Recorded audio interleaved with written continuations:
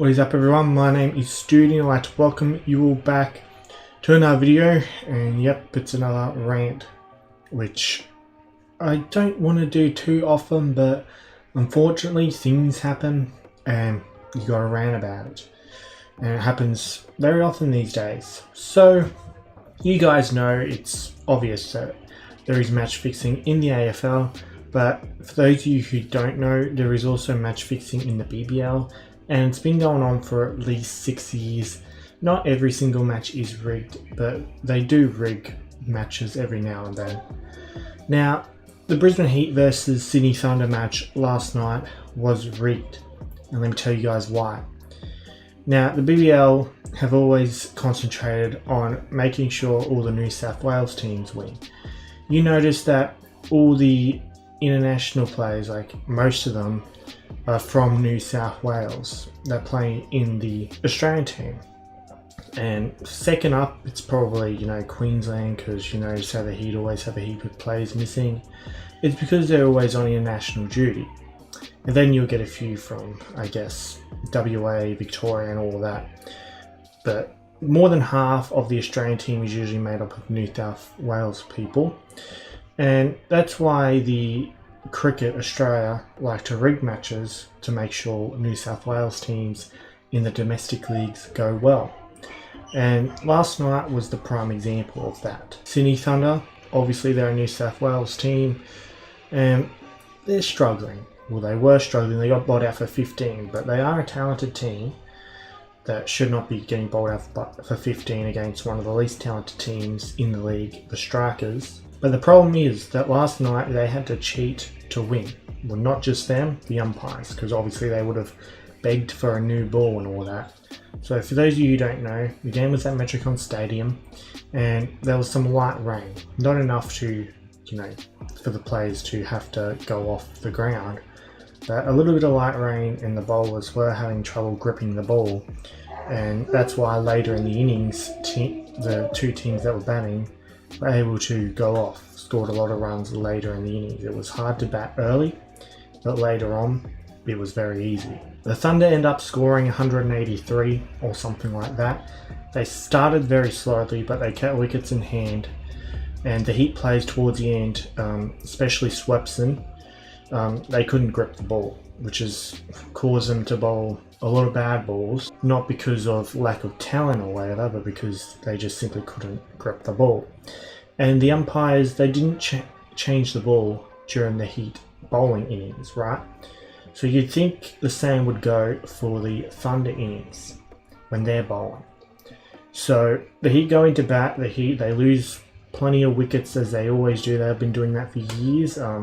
If the Heat end up none for 20 or more at any point this season, I will streak when I go to the Gabba later in January, because it just simply doesn't happen.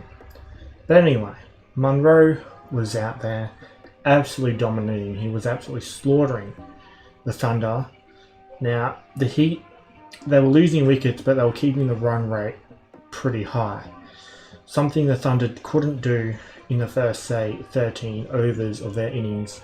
They scored like 90 runs in the last 7 overs or something like that. The Heat were on track with the run rate the whole entire time, but obviously Munro was starting to run out of partners. But the thing is, Munro, he was clearly going to win the game by himself.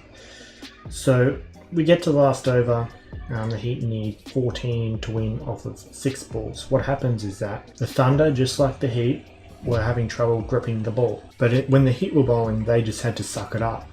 And the Thunder should have done the same, 14 off of 6 balls, which is what it was. Well, it started off 16 off of 6. But basically what happened is that McAndrew, he was the bowler, he bowled an over the waist height no ball, the very first ball.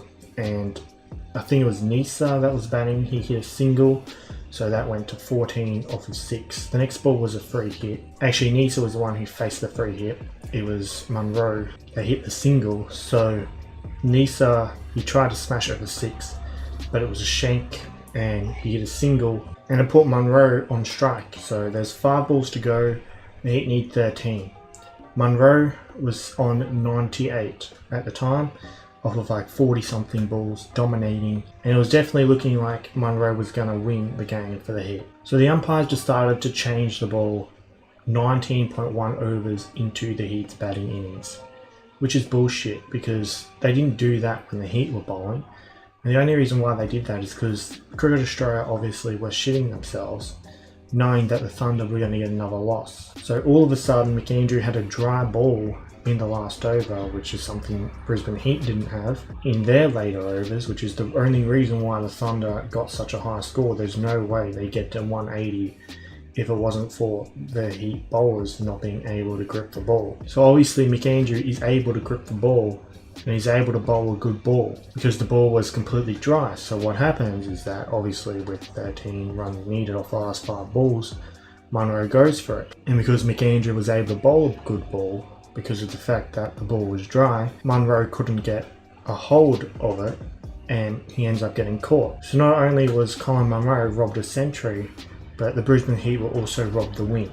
Now allowing the Thunder to change the ball with 5 balls to go was a bullshit advantage. The Heat never got the chance to do that. Now I'm sure the Thunder players were begging for many overs for the umpires to change the ball. I'm sure the Heat players were doing it as well in their bowling innings, but obviously the umpires didn't allow them to change the ball, but they allow the Thunder players to change the ball when it looks like the Thunder are about to lose. It's an absolute fucking disgrace and it's blatant cheating, not just from the Sydney Thunder, but from the umpires and whoever's in charge of the BBL. So here's what needs to happen as a result of this.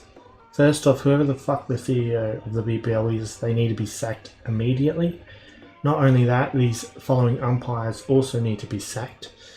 Oxenford and Lightbody, who were the field umpires last night. TV umpire Koch and the match referee Wessels. They all need to be sacked because this is obvious match fixing. Everyone who did attend this game, they were scammed and should expect a refund as well from the BBL. Also, the people that actually attended the game, they have actually confirmed that the rain was heavier during the Heat bowling innings.